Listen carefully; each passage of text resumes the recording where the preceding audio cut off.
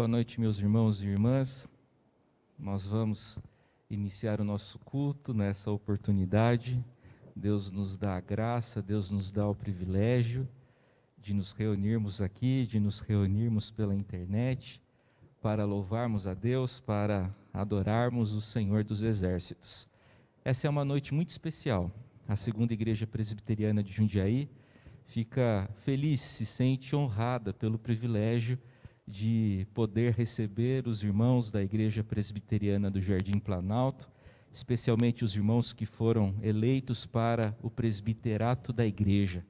Quero registrar aqui com alegria e satisfação que essa é uma bonita noite para o presbiterianismo de Jundiaí, visto que o que está acontecendo aqui é expressão de cooperação entre diversas igrejas da nossa cidade. A Segunda Igreja Presbiteriana de Jundiaí tem o privilégio de receber os irmãos da Igreja do Jardim Planalto, mas também tem o privilégio de contar com a ajuda dos estimados irmãos da Igreja Presbiteriana Central, que estão nos auxiliando hoje e também vão nos auxiliar em outras ocasiões, no que diz respeito à transmissão ao vivo do culto. Então, bendito seja o nome do Senhor. Eu quero convidar a todos e todas para a leitura do Salmo 98. Então, por favor, abra sua Bíblia no Salmo 98. O Salmo 98 possui 9 versículos. Nós vamos realizar a leitura alternada de todo esse salmo. Eu lerei os versos ímpares e vocês, por gentileza, leiam os versos pares. Vamos nos levantar?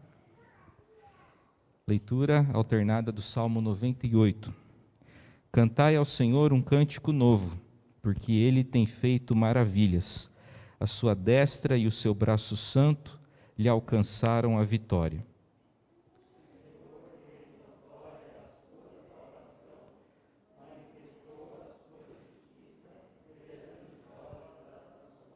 Lembrou-se da sua misericórdia e da sua fidelidade para com a casa de Israel.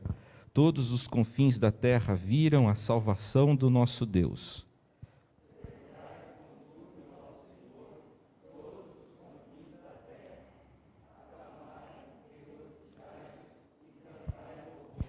Cantai com harpa louvores ao Senhor, com harpa e voz de canto.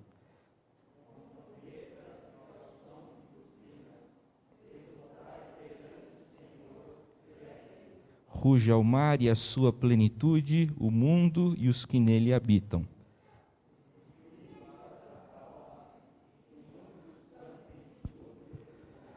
Na presença do Senhor, porque Ele vem julgar a terra, julgará o mundo com justiça e os povos com equidade. Cantai ao Senhor um cântico novo. Por quê? Porque Ele tem feito maravilhas.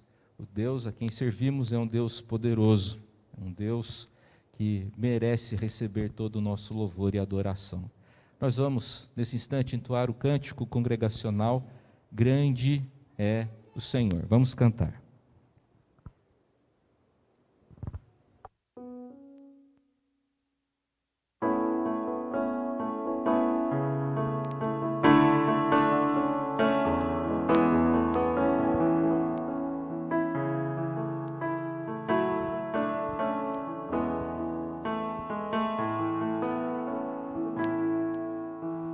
Grande é o Senhor e muito digno de louvor. Na cidade do nosso Deus, seu santo monte, a alegria de toda a terra.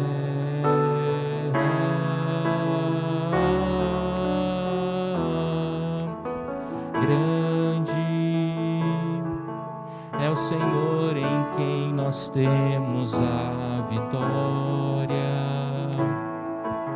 que nos ajuda contra o inimigo. Por isso diante dele nos prostramos,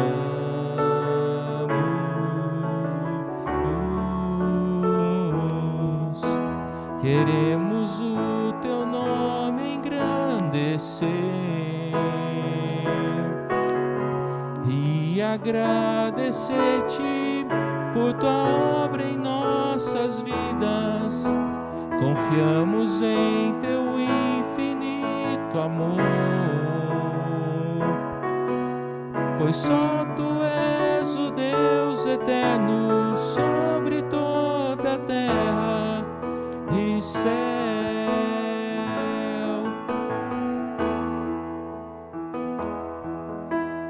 Grande é o Senhor e muito digno de louvor na cidade do nosso Deus, seu santo monte. A alegria de toda a terra.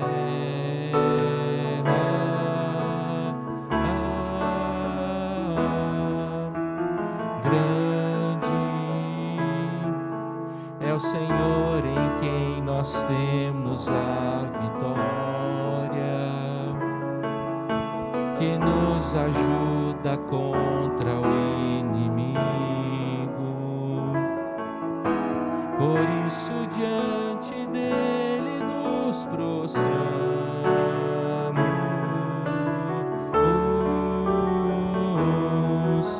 Queremos o teu nome engrandecer e agradecer-te por tua obra em nossas vidas. Confiamos em teu infinito amor, pois só tu és o Deus eterno sobre toda a terra e céu.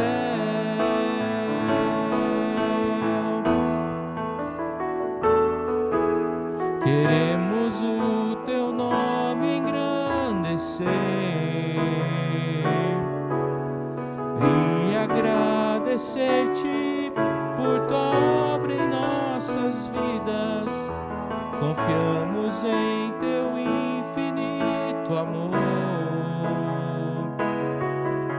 pois só tu és o Deus eterno sobre toda a terra e céu. Nós vamos orar, vamos ter uma palavra de oração. Nosso irmão pastor Cleiton fará a oração nesse instante. Vamos adorar o Senhor. Nós te adoramos, ó Pai. Nós te adoramos, ó Pai. Bendizemos nesta noite. Sabemos que tu és grande. Sabemos, ó Deus, que o Senhor é majestoso. E nós, ó Deus, que o teu povo te adoramos e bendizemos. E agradecemos, ó Deus, porque o Senhor realizou uma grande obra em nossa vida. E por isso, ó Deus, podemos dizer que somos salvos. Por isso, ó Deus, podemos trabalhar na tua obra, por crer, ó Deus, que o Senhor é o nosso Deus, grandioso Deus, e nos conduz em todas as coisas. Prostramo-nos diante do Senhor e nos alegramos diante do Senhor. Em nome de Jesus que nós oramos. Amém. Amém.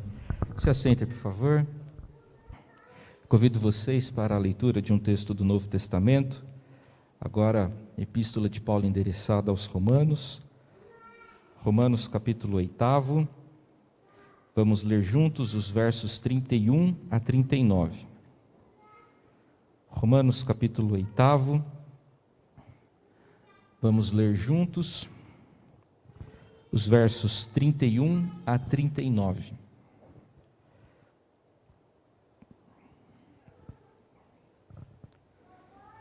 Vamos lá? Que diremos, pois, à vista destas coisas? Se Deus é por nós, quem será contra nós? Aquele que não poupou o seu próprio filho, antes por todos nós o entregou, porventura não nos dará graciosamente com ele todas as coisas? Quem intentará acusação contra os eleitos de Deus? É Deus quem os justifica. Quem os condenará? É Cristo Jesus quem morreu, ou antes quem ressuscitou, o qual está à direita de Deus e também intercede por nós. Quem nos separará do amor de Cristo? Será a tribulação, ou angústia, ou perseguição, ou fome, ou nudez, ou perigo, ou espada? Como está escrito: por amor de ti, somos entregues à morte o dia todo, fomos considerados como ovelhas para o matadouro. Em todas estas coisas, porém, somos mais que vencedores por meio daquele que nos amou. Porque eu estou bem certo de que nem a morte, nem a vida, nem os anjos, nem os principados, nem as coisas do presente, nem do porvir, nem os poderes, nem a altura, nem a profundidade, nem qualquer outra criatura poderá separar-nos do amor de Deus que está em Cristo Jesus, nosso Senhor. A palavra do Senhor acabou de falar conosco no sentido de nos lembrar, de nos recordar do grande amor do Senhor por nós. O apóstolo Paulo tinha uma certeza e nós também devemos ter essa certeza. Essa certeza deve ser compartilhada, deve ser afirmada por nós todos. A graça do Senhor é suficiente para nós e nada poderá separar-nos do amor de Deus que está em Jesus Cristo. Então é com essa certeza de que o Senhor nos ama, de que o Senhor é por nós, não contra nós, Ele trabalha a nosso favor, Ele quer o nosso bem, é com essa certeza que nós vamos nos achegar à sua presença, implorando a sua graça, implorando o seu perdão, implorando a sua misericórdia. Teremos nesse momento um tempo de oração silenciosa. Fale com o Senhor.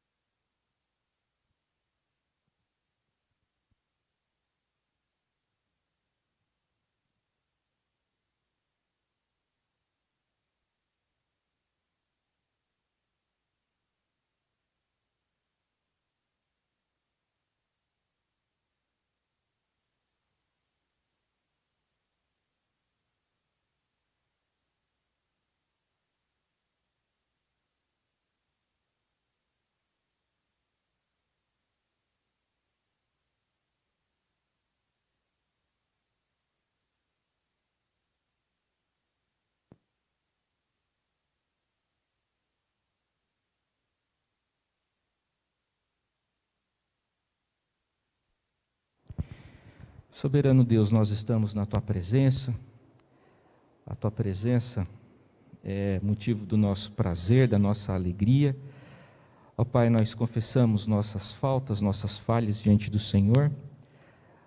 Ó Deus, nós reconhecemos que somos pequenos, que somos pecadores, porém reconhecemos que para grandes pecadores como nós existe um grande Salvador, que é Jesus, e nada poderá separar-nos do Teu amor, que está manifesto na pessoa e obra de Jesus. Perdoa nossos pecados e nos aperfeiçoa para a Tua própria glória. É a oração do Teu povo, no nome poderoso de Jesus. Amém. Meus irmãos, nós vamos cantar nesse instante aquele famoso hino 74. Senhor Jesus, me achego a Ti, Tua ira santa mereci, o Teu favor me estende aqui, aceita um pecador. Mesmo assentados, vamos cantar esse belo hino do nosso cenário. Depois do hino, nós vamos ser abençoados pela pregação da palavra do Senhor, que será feita pelo pastor da Igreja Presbiteriana do Jardim Planalto, reverendo Andrei. Vamos cantar, hino 74.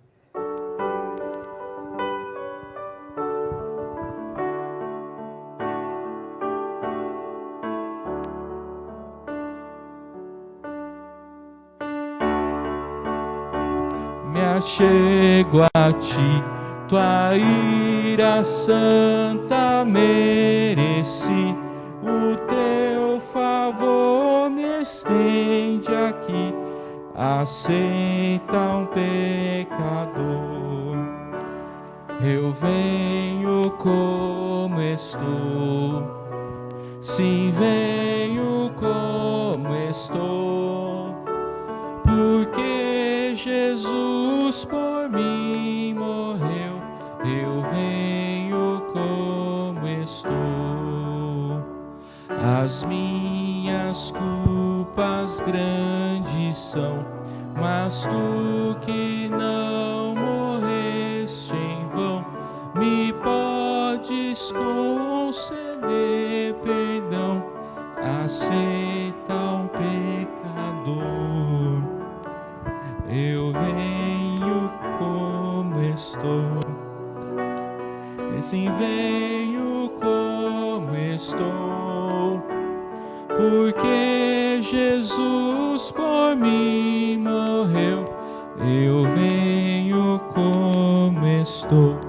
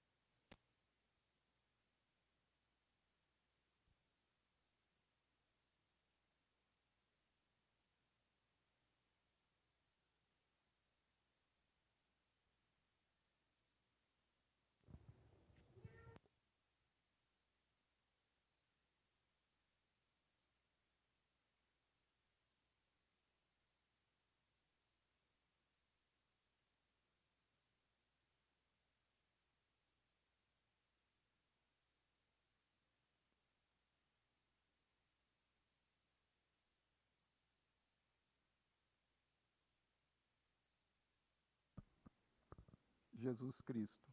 Amém? Para nós também, motivo de grande alegria, como disse o reverendo Tales, de estarmos reunidos nesta noite memorável para nós, com o intuito, primeiramente, de cultuarmos ao nosso Deus, adorá-lo. Para nós realmente é um grande privilégio, haja vista o tempo que temos vivido, onde por um grande período já de tempo estamos impedidos de nos reunirmos fisicamente. Então, como expressou a gratidão, também expresso a minha gratidão ao reverendo Tales, ao conselho desta igreja, também aos irmãos da primeira igreja que estão nos auxiliando na transmissão, e também aos irmãos da igreja de Hortolândia, que nos apoiam também neste trabalho desta noite. E para meditarmos, então, num breve tempo, na palavra do Senhor, eu gostaria de convidá-lo a abrir a palavra de Deus na primeira carta de Paulo aos Coríntios, capítulo de número 4,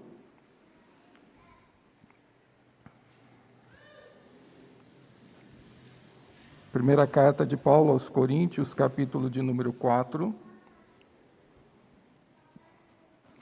onde faremos a leitura do versículo 1 até o versículo de número 5.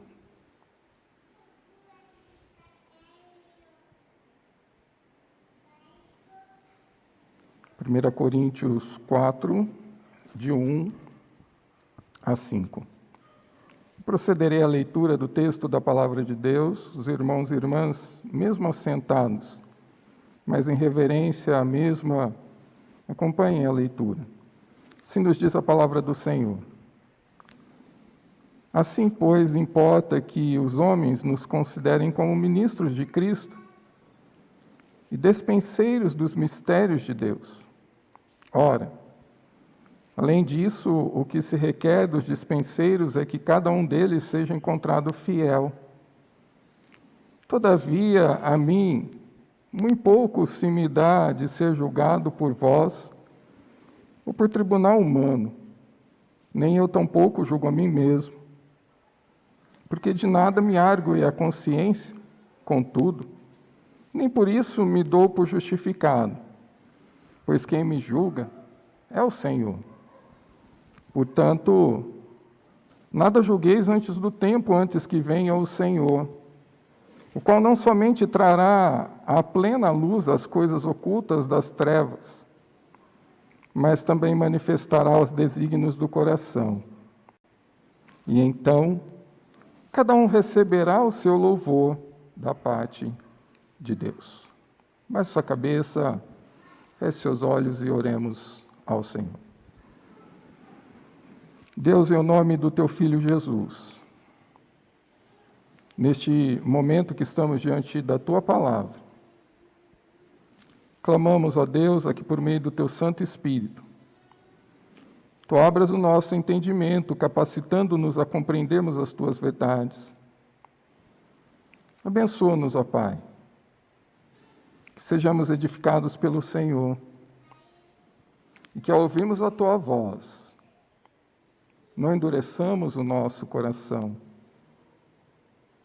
mas que entendamos que a Tua vontade para as nossas vidas, ela é boa, perfeita e agradável, e que assim sejamos trabalhados para que dia a dia nos tornemos cada vez mais parecidos com Cristo Jesus. Abençoa-nos, ó Deus, é o que te pedimos, pois é em nome dele que nós fazemos esta oração. Amém.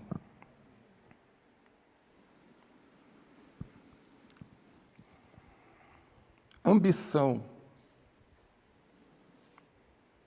Quando olhamos para o dicionário, esta pequena palavra traz fortes e grandes significados para a nossa vida, pois ambição é um forte desejo de poder, de riquezas, é a busca por honra, por glória, anseio veemente de se obter o sucesso. Com certeza a ambição presente em meu coração e em seu coração, pois é algo inerente da nossa natureza pecaminosa, exatamente porque desde o jardim já vemos Adão e Eva querendo ser igual a Deus e assim desobedecendo as ordens de Deus para conseguirem aquilo que desejavam. Com certeza a ambição é algo que precisamos lutar contra ela a cada dia das nossas vidas. Precisamos sabermos identificá-la, mas também precisamos saber como lidarmos com ela. É por isso que neste momento nós precisamos recorrermos à palavra de Deus, que vem nos ensinar justamente que os padrões do reino de Deus, os valores do reino de Deus, não combinam e vão em choque com os padrões e os princípios do mundo. E exatamente quando nós olhamos para a palavra de Deus, é que nós entendemos que nós devemos avaliar no dia a dia aquilo que somos e aquilo que fazemos, mas aquilo que também queremos ser. E é interessante que este texto da palavra de Deus, É um texto que nos leva exatamente a meditarmos sobre essa questão. Pois aqui, quando o apóstolo Paulo escreve a sua primeira carta aos Coríntios,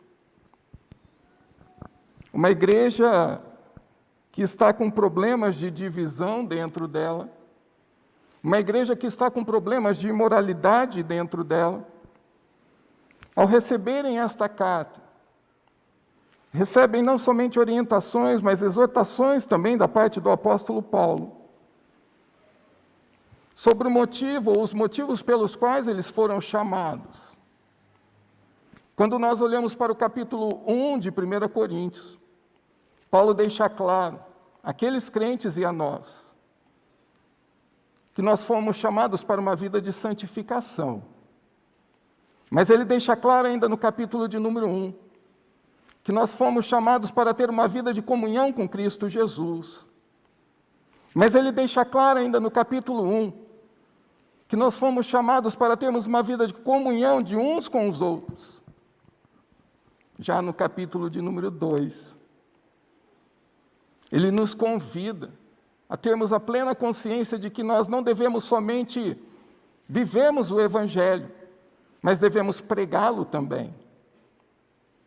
Já no capítulo de número 3, ele nos fala sobre a importância de edificarmos a nossa vida sobre a palavra de Deus, e não sobre coisas temporárias deste mundo. E então, é exatamente aí, que a partir do momento que tomamos a consciência de que fomos chamados para a santificação, para uma vida de comunhão com Cristo Jesus e com o próximo, é a partir desse momento que entendemos que devemos não somente pregarmos o Evangelho, mas também vivê-lo.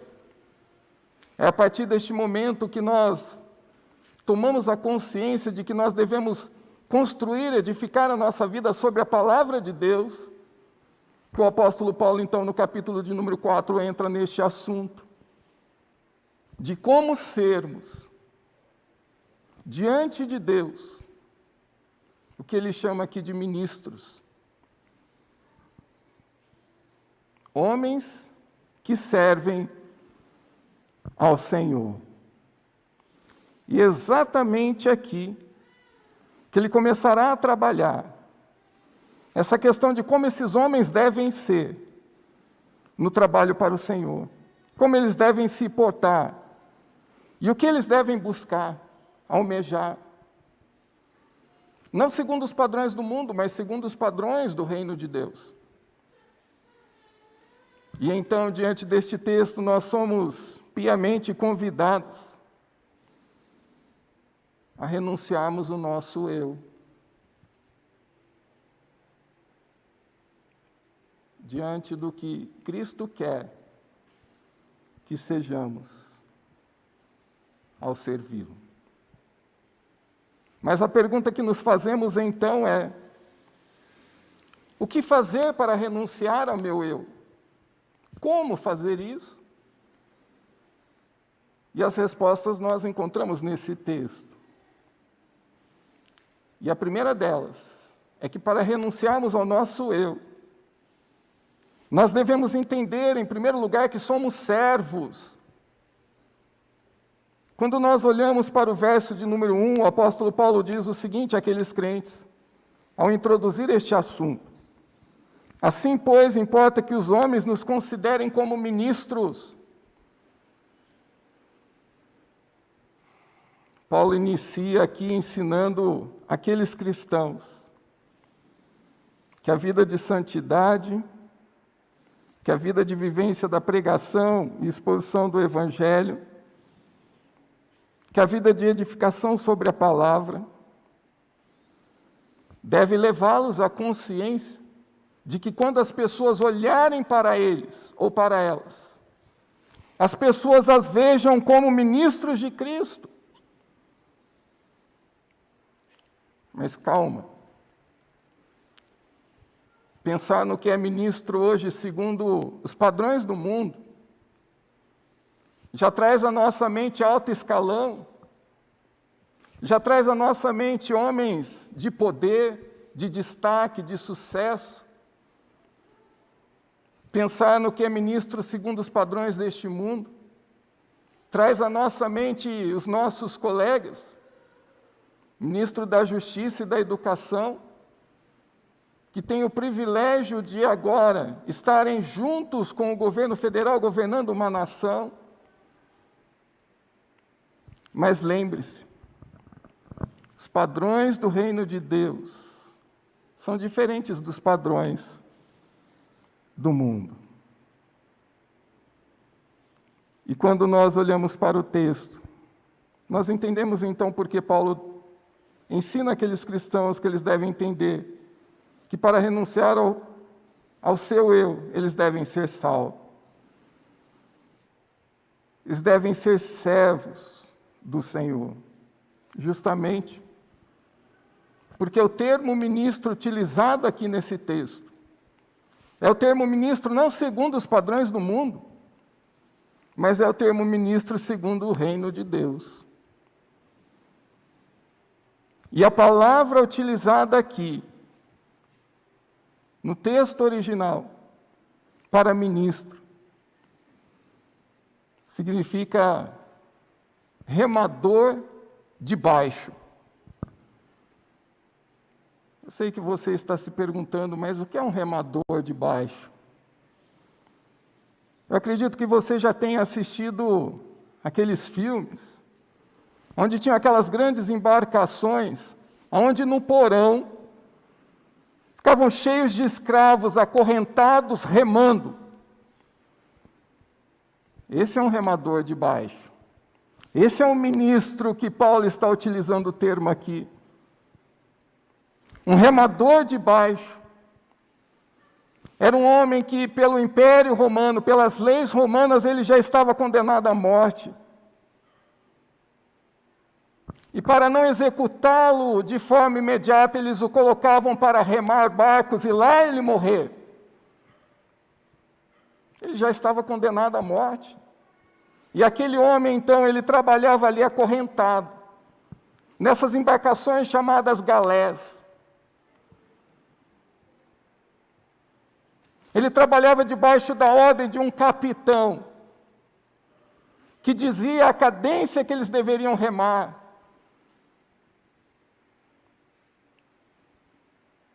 Eles estavam ali, esperando somente a morte em chegar, vivendo sob ordens. E é aqui exatamente que Paulo ensina-nos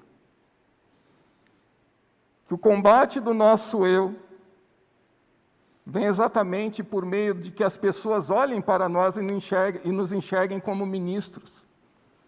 Não os ministros dos padrões do mundo, mas os ministros segundo a palavra de Deus. Pessoas submissas, pessoas humildes e pessoas que entendem que estão debaixo da ordem de um capitão. Pessoas que estão ali para trabalharem para este capitão. Acorrentados, esperando a morte chegar, justamente porque, para servir, o nosso eu já deve estar morto, já não deve existir mais. Isso é ser um ministro, que Paulo está dizendo aqui. Logo, como pastores, como presbíteros, como homens chamados a trabalharem para o Senhor, que as pessoas, ao olharem para nós, possam ver essa humildade, possam ver essa submissão, possam ver essa disposição de servir debaixo de ordem. É assim que as pessoas têm que nos verem quando olharem para nós. Mas tome cuidado, porque aquela tal de ambição que nós vimos lá no começo, muitas vezes ela falará ao nosso coração.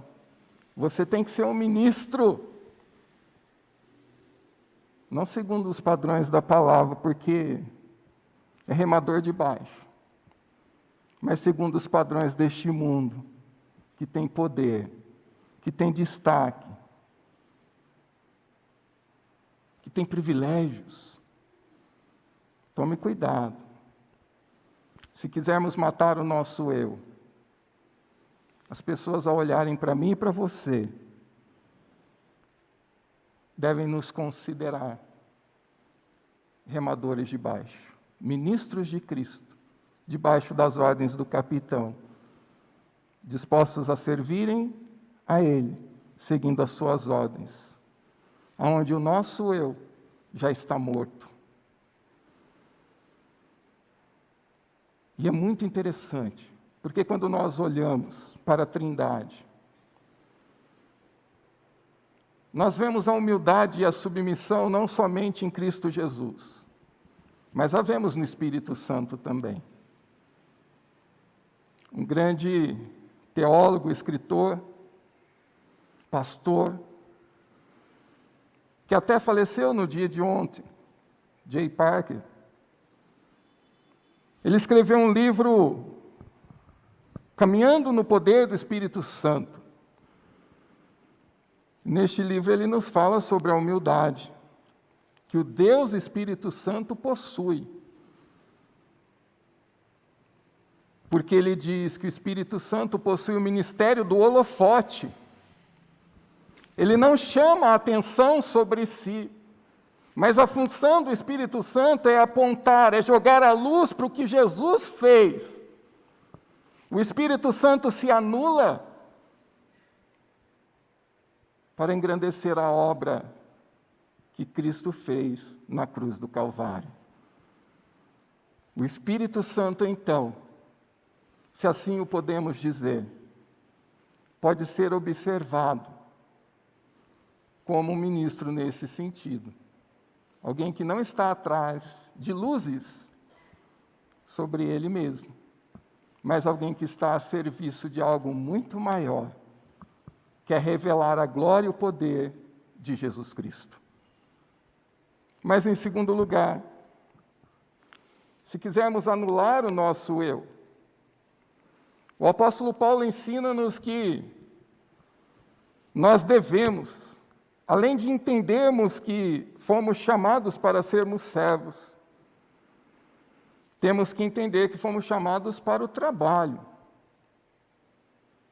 Por isso, no versículo de número 1, na segunda parte, ele ainda continua a dizer: assim, pois, importa que os homens nos considerem como ministros de Cristo e despenseiros dos mistérios de Deus. O fato é que, na continuidade, Paulo afirma que, novamente, a partir do momento que nós entendemos que fomos chamados para uma vida de santidade, uma vida de comunhão com Jesus, uma vida de comunhão com o próximo, uma vida de pregação do Evangelho, de vivência do Evangelho, e uma vida onde edificamos o nosso dia a dia sobre a palavra de Deus, ele diz que será mais fácil entendermos que quando Deus chama alguém para trabalhar para Ele, assim como chama pastores, assim como chama presbíteros, esses homens nós devemos ter o entendimento de que nós estamos sendo chamados para trabalharmos. Justamente porque o termo dispenseiro aqui nos dá esse entendimento. O dispenseiro era aquele que administrava, aquele que governava a casa do seu senhor. Ele era responsável pela família do seu senhor. Reverendo Hernandes Dias Lopes, ele faz uma comparação muito interessante. Ele diz, olha, o dispenseiro com relação ao seu senhor, ele é servo. Mas o dispenseiro com relação àqueles que estão debaixo dele, ele é responsável. E o dispenseiro, ele tinha um papel bem interessante dentro da casa. Ele era responsável principalmente pela alimentação da família. Ele coordenava o que seria servido, a qualidade do alimento, a quantidade. Ele zelaria pela boa alimentação da família do Senhor dele. Logo, este dispenseiro, ele era alguém que deveria trabalhar duro, com responsabilidade, porque ele tinha que ser fiel ao seu Senhor, mas também cuidar daqueles que estavam sob a sua responsabilidade. Assim, quando o apóstolo Paulo diz aqui que devemos ser dispenseiros dos mistérios de Deus, devemos entender que somos nós responsáveis por cuidarmos dos interesses da família do nosso Senhor, que é a família de Cristo, que é a igreja. Assim como pastores e como presbíteros, como dispenseiros dos mistérios de Deus, vamos assim pensar que devemos cuidar da alimentação a que o povo recebe. Isso dá trabalho, porque tem que ser uma alimentação com qualidade, balanceada, dá trabalho. Não é fácil preparar, não é fácil todo o tempo cuidar, zelar. Por isso, o apóstolo Paulo está dizendo aqui, olha, devemos ser vistos como dispenseiros dos mistérios de Deus, vamos dizer aqui da palavra de Deus. Se você não quer trabalhar, não quer ter trabalho, não quer oferecer um bom serviço, tome cuidado. Porque dispenseiro exige que assim o sejamos, porque tem um Senhor sobre nós, que está confiando a família dele a nós.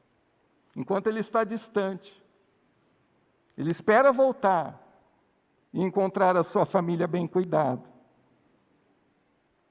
com saúde, curado dos machucados. É isso que é ser dispenseiro dos mistérios de Deus. É ter o entendimento de que nós fomos chamados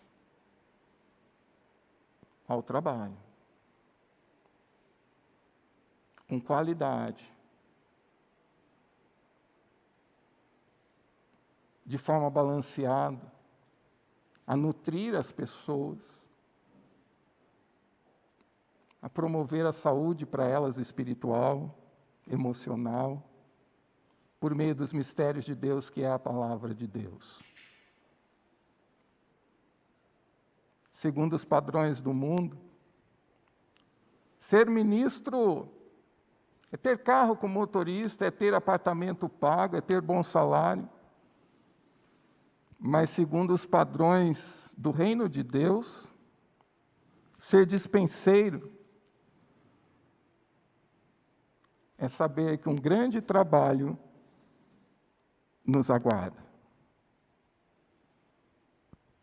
que é o trabalho de cuidar do povo de Deus, que o Senhor confia a nós. Veja o que o apóstolo Paulo está tratando aqui. Mate o seu eu, porque o teu eu não quer trabalhar, ele quer usufruir. Mas quando nós matamos o nosso eu, nós enxergamos diante de nós o serviço e a disposição para administrarmos e cuidarmos. E por fim, para sufocarmos o nosso eu, nós devemos entender que fomos chamados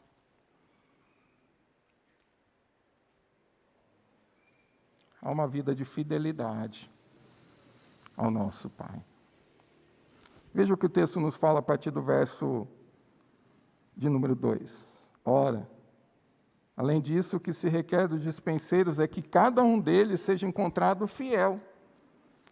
Todavia, a mim, muito pouco se me dá a ser julgado por vós ou por tribunal humano, nem eu tampouco julgo a mim mesmo, porque de nada me argo a consciência, contudo, nem por isso me dou por justificado, pois quem me julga é o Senhor. Portanto, nada julgueis antes do tempo, até que venha o Senhor, o qual não somente trará à plena luz as coisas ocultas das trevas, mas também manifestará os desígnios dos corações. E então, cada um receberá o louvor da parte de Deus. Por fim, o apóstolo Paulo relembra aqueles irmãos da igreja de Corinto que estavam vivendo uma vida de divisão, vivendo uma vida de imoralidade. Ele quer lembrá-los, vocês foram chamados para a santidade. Ele quer lembrá-los, vocês foram chamados para uma comunhão com Cristo Jesus. Ele quer lembrá-los, vocês foram chamados para ter comunhão uns com os outros. Ele quer lembrá-los, vocês foram chamados não somente para pregar, mas para viver o Evangelho. Ele quer lembrá-los, vocês foram chamados para edificar a vida de vocês sobre a palavra de Deus. Porque fazendo assim, vocês entenderão que quando forem chamados pelo Senhor para trabalharem para Ele, como ministros e dispenseiros, vocês saberão que o que Deus espera de vocês não é pleno sucesso ou destaque quando Ele voltar para a prestação de contas. Você não dirá para ele, eu me destaquei no meu ministério pastoral, no meu ministério de presbítero, de diácono. Eu fui famoso. Não, ele não vai querer saber disso. Porque o texto está nos dizendo aqui que quando ele voltar, nós devemos ser por ele encontrados fiéis, enquanto aqui exercemos esse ministério de remadores de baixo e de dispenseiros. O fato é que os padrões do mundo nos falam. No seu ofício, você tem que buscar se destacar, ser o melhor, ser um sucesso, ser popular. Mas a palavra de Deus está nos ensinando. No reino de Deus, você tem que buscar ser fiel, porque é assim que Ele quer encontrar você, quando Ele voltar. E Ele vai mais além, não se preocupe com o que os outros dirão de você, nem mesmo o que você dirá. Porque se eu for julgar o meu trabalho, se eu for julgar a minha pregação, o meu ofício, o meu eu é tão corrupto que ele dirá, poxa vida, você é bom, hein, cara? Nota 10, top.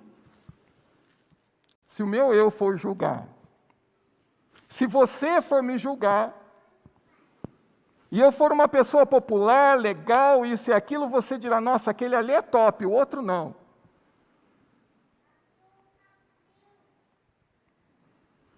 Quem nos julga, porque conhece o nosso coração, Paulo diz aqui, é somente Deus. Nós devemos nos importar com o que Ele pensará acerca do que estamos fazendo e da forma como estamos fazendo, porque é a Ele que prestaremos contas. É Ele que perguntará, você foi fiel enquanto eu estive ausente? E é Ele também que nós vimos aí no verso de número 5. Dará a cada um o devido louvor. Nós não estamos aqui neste mundo para buscar louvor por meio do nosso oficialato. Não. Nós estamos aqui neste mundo, na Igreja de Cristo, trabalhando para a família de Deus, para demonstrarmos uma vida de fidelidade àquele que nos chamou. Se seremos populares, famosos ou não, se teremos sucesso ou não, isso não cabe a nós julgarmos. E nem adianta ficarmos correndo atrás disso. Porque quando as pessoas correm atrás dessas coisas, Elas se esquecem dos seus objetivos para os quais foram chamados. Ser ministro, matar o nosso eu, é justamente entendermos que fomos chamados à fidelidade ao nosso Pai. Porque quando Ele voltar, deseja nos encontrar fiéis. Portanto, que os nossos objetivos, como pastores, presbíteros, não sejam os objetivos conforme os padrões deste mundo, sucesso, elogio, louvor, mas que sejam a fidelidade na administração da palavra, nos cuidados para com o povo de Deus, como servos do Senhor, chamados a servir e a trabalhar para Ele. Enfim, como foi dito no começo, no reino de Deus os padrões são diferentes dos padrões do mundo. Portanto, não há espaço para o nosso eu levantar-se, com desejo de sucesso, de honras, de glória pessoal. E é justamente por isso que, ao olharmos para esse texto, nós somos exortados, convidados, desafiados a entendermos que, se quisermos sufocar o nosso eu, se entendemos que fomos chamados para uma vida de santificação, se entendemos que fomos chamados para uma vida de comunhão com Cristo e com o nosso irmão, se entendemos que devemos não somente pregar o Evangelho, mas vivê-lo, se entendemos que devemos edificar a nossa vida sobre a palavra de Deus, eu e você, então, estamos aptos a entendermos que ser ministro de Cristo é justamente entender que nós fomos chamados a sermos servos, mas também somos chamados a entendermos que fomos chamados para trabalharmos, mas também para entendermos que devemos correr atrás da fidelidade a Ele, e não atrás do sucesso, da glória, do louvor. Se quisermos entender esse texto à luz de Cristo Jesus, basta nos recordarmos do episódio em que Jesus queria lavar os pés dos discípulos. Eles tinham uma concepção totalmente errada. E Jesus dirá a eles: princípios e valores do reino de Deus são diferentes deste mundo. Porque no reino de Deus, o maior não é aquele que manda, mas o maior é aquele que serve. E se quisermos ainda entendermos este texto, a vida de Cristo Jesus, basta olharmos, porque Ele, mesmo sendo o próprio Deus, não se importou em humilhar-se e vir aqui em forma de homem para viver entre nós e assim ir para a cruz. E então, dentro da própria carta aos Coríntios, Paulo diz: quer viver para Deus, trabalhar para Ele? Que tudo o que você fizer seja para a honra e glória dEle, e não para a sua. Que eu e você compreendamos que Deus nos chama, por meio do nosso ministério, para vivermos, não para a nossa glória, não para a nossa honra, mas nos chama para vivermos para a honra e glória dEle. E que na infinita graça, nós sabemos que sozinhos não conseguimos fazer isso, porque aqui dentro ainda tem algo que se chama ambição. Mas com o auxílio do Pai e do Espírito Santo, Ele nos dará condições de resistirmos, de lutarmos. E assim vivemos, não segundo um velho homem, mas segundo um novo homem que é nascido do Espírito. Que Deus assim nos abençoe e nos capacite a sermos ministros segundo os padrões do reino de Deus, e não os padrões deste mundo. Amém.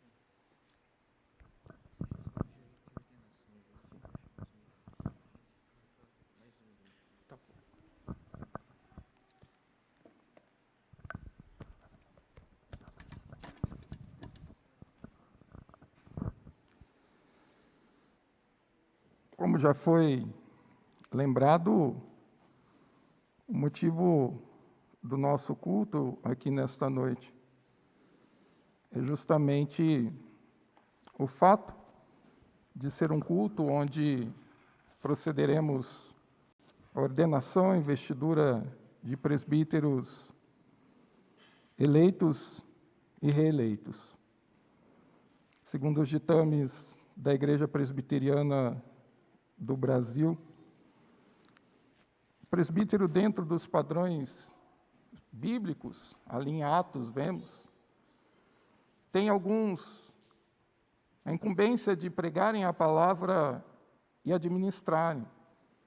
Tem outros a incumbência de auxiliarem na administração. E assim o presbítero regente é aquele que no governo da Igreja Presbiteriana do Brasil, juntamente com o presbítero docente, representam não somente cada membro que nele depositou seu voto, mas exercem a administração da igreja. E então hoje nós procederemos à ordenação e investidura desses irmãos, eleitos e reeleitos. Portanto, neste momento, eu gostaria de chamar a que viessem aqui à frente, primeiramente, os presbíteros reeleitos, que é o presbítero Lárcio Corrêa Evangelista, Milton Albino Pereira. Podem vir. Foi reeleito também o presbítero Henrique Freires Pereira, mas encontra-se ausente justificadamente por conta de enfermidade. E foram eleitos Joel Leite Filho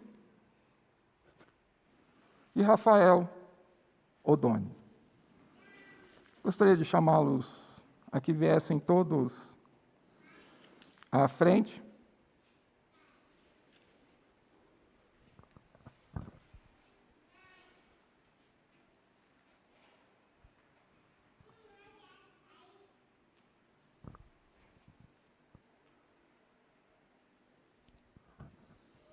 Neste momento de culto ao Senhor, nós somos chamados, então, a procedermos esse tempo de ordenação e investidura dos presbíteros. É um tempo onde cada um de vocês, aqueles que foram reeleitos, reafirmarão aquilo que um dia já afirmaram. E aqueles que foram eleitos afirmarão as suas convicções e a consciência do que realmente implica o presbiterato. Vimos por meio da palavra de Deus, de forma bem breve, que é algo nobre, mas é algo que demanda responsabilidades, empenho, dedicação, fidelidade, abrir mão do eu, daquilo que nos agrada da nossa vontade, para assim cumprirmos e vivermos a vontade daquele que nos chamou. Portanto, neste momento, eu passo a fazer a todos vocês algumas perguntas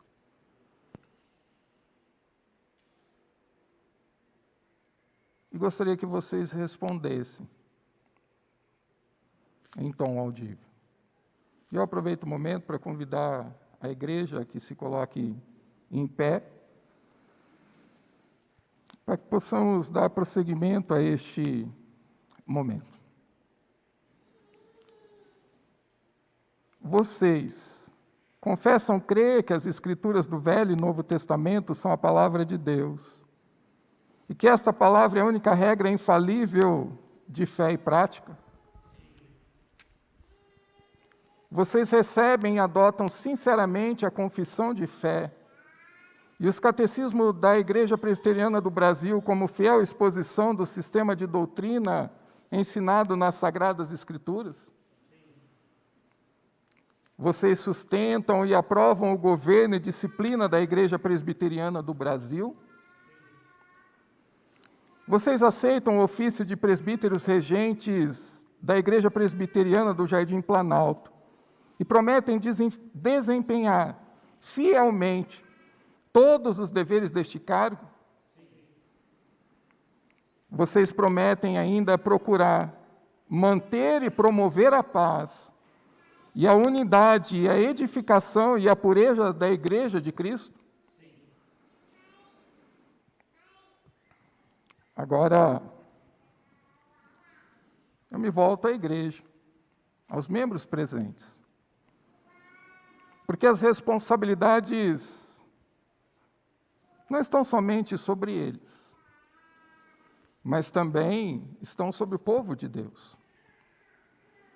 E então, neste momento, eu gostaria que os membros presentes respondessem às perguntas.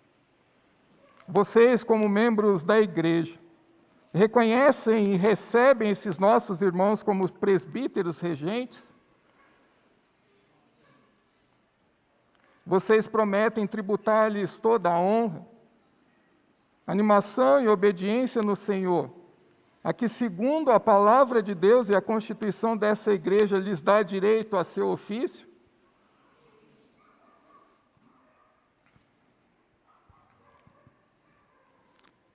Gostaria, neste momento, antes de procedermos, de convidar a que viessem à frente os pastores presentes, se tivermos mais algum presbítero presente, para que procedamos à ordenação daqueles que foram eleitos de forma regular, mediante a Assembleia Legal, o Rafael e o Joel. Gostaria de pedir que o Rafael e o Joel ajoelhassem-se neste momento. Gostaria de pedir que o reverendo Tales fizesse essa oração e que nós, ministros do Senhor, pastores, presbíteros, puséssemos as mãos sobre os nossos dois irmãos, que agora serão ordenados ao presbiterato, e que diante dessa oração, certos de que recebemos autoridade do Pai para fazê-lo, que assim possamos dar a continuidade.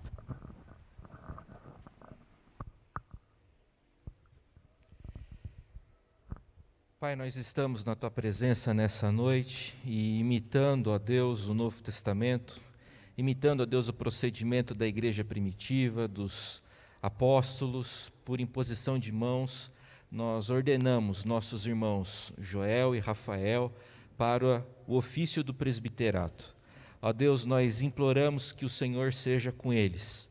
Imploramos, ó Deus, que o Senhor os abençoe, que o Senhor os fortaleça, que o Senhor os capacite e que no exercício do ministério os teus servos sejam encontrados fiéis. Nós te louvamos, ó Deus, por essa noite, te louvamos pela palavra abençoada que recebemos da parte do reverendo Andrei. Te louvamos, ó Deus, pela reeleição dos nossos irmãos Milton, Laércio e Henrique.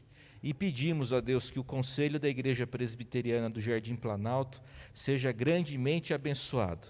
Ó Pai, nós apresentamos mais uma vez Rafael e Joel diante do Senhor, implorando, ó Deus, a Tua graça e a Tua capacitação sobre a vida, a família e o ministério deles. É a nossa oração nessa noite, no nome poderoso de Jesus Cristo. Amém.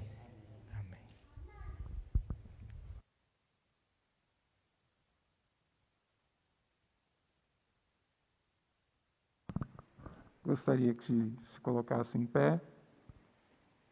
Então, pela autoridade que nos é outorgada pela palavra de Deus, nós os declaramos ordenados e investidos, presbíteros regentes da Igreja Presbiteriana do Jardim Planalto, mas da Igreja do Senhor Jesus.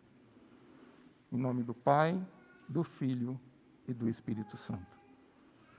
Agora seria a hora de darmos um fraternal abraço, mas considerem-se abraçados e que juntos caminhemos no sentido de zelarmos pela noiva de Cristo, sabendo que dá trabalho, sabendo que somos servos, e sabendo que, se formos encontrados fiéis, quando da volta do noivo, Ele nos recompensará. Não por termos corrido atrás dos nossos interesses e da nossa vontade, mas Ele nos recompensará por termos cuidado muito bem da noiva dEle enquanto Ele estava ausente.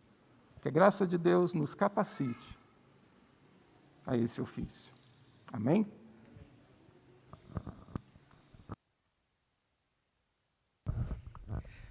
Muito bem, meus irmãos, podem se assentar. Deus fortaleça vocês, Deus dê graça.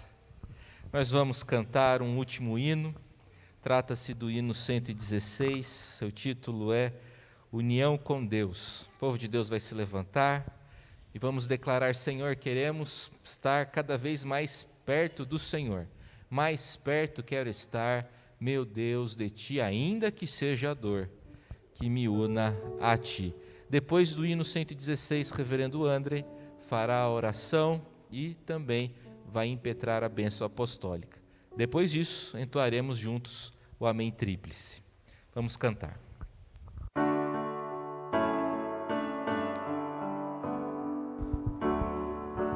Tem que cantar.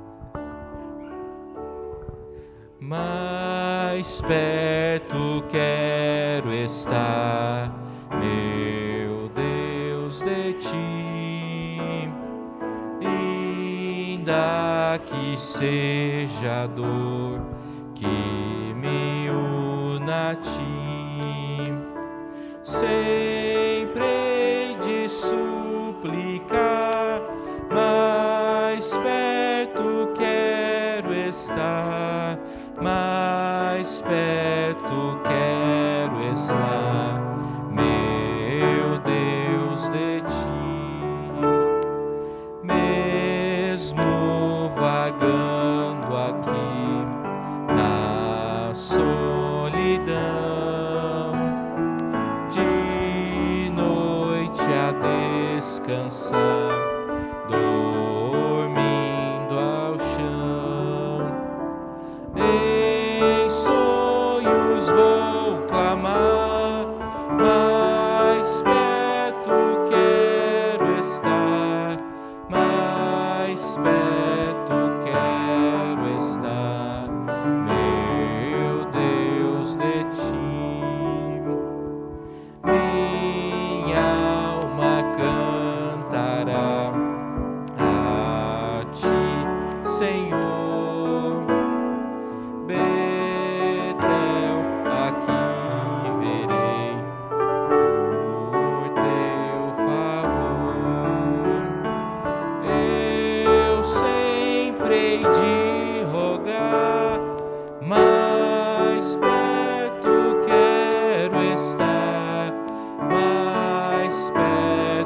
quero estar, meu Deus, de ti. E quando a morte enfim me vier chamar, nos céus com o Senhor irei morar. Então me alegrarei perto de ti, meu Rei, perto de ti, meu Rei, meu Deus, de ti. Oremos. Deus amado, que esse seja o desejo do nosso coração. De a cada dia que o Senhor nos conceder de vida, estarmos mais perto do Senhor e assim almejarmos em nosso coração o grande dia em que justamente poderemos contemplá-lo face a face e que então por toda a eternidade desfrutaremos da presença de Deus diante de nós, contemplando a sua glória, a sua santidade, o seu poder, e então louvando e adorando por toda a eternidade. Obrigado, ó Pai, por este tempo aqui que passamos reunidos em Teu nome. Um tempo de alegria diante do Senhor, mas também um tempo, ó Deus, de meditarmos, de refletirmos na nossa vida de serviço diante de Ti. Muito obrigado, ó Deus, por este grande privilégio que nos concedestes nesta noite, de juntos aqui estarmos, para buscarmos a Tua presença, adorá-lo e exaltarmos ao Teu santo e precioso nome. Muito obrigado, ó Deus, pela vida de cada um que o Senhor permitiu aqui estar neste tempo. Pedimos que agora o Senhor nos leve para o nosso lar, sob o Teu cuidado e sob a Tua proteção. E que assim, ó Pai, saiamos daqui com o coração agradecido pela certeza que nós temos de que na Tua presença nós estamos. E que ao sairmos daqui, o Emmanuel está conosco. Muito obrigado, nós fazemos esta oração em nome de Cristo Jesus. Amém. E agora, amados irmãos e irmãs, que a maravilhosa graça do nosso Senhor e Salvador Jesus Cristo, que o amor de nosso eterno e poderoso Pai, e que as ternas consolações e a comunhão do Espírito Santo de Deus repousem sobre todos vocês, povo de Deus, reunidos aqui sobre toda a face da terra, agora e até a volta do Senhor Jesus. Amém e amém.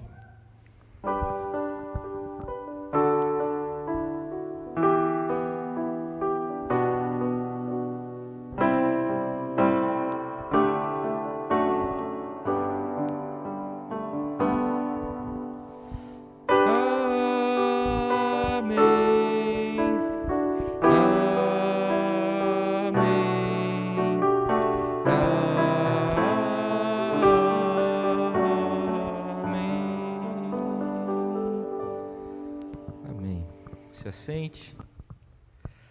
Nossa gratidão a Deus pelo culto dessa noite. Deus abençoe grandemente a Igreja do Jardim Planalto. Foi uma alegria recebê-los aqui. Que Deus fortaleça vocês. Então, nossa palavra de gratidão, mais uma vez, pessoal da Igreja Central de Jundiaí, Deus fortaleça e sustente vocês. Deus abençoe a Igreja do Jardim Planalto e todo o presbiterianismo aqui da nossa cidade. Deus fortaleça a todos.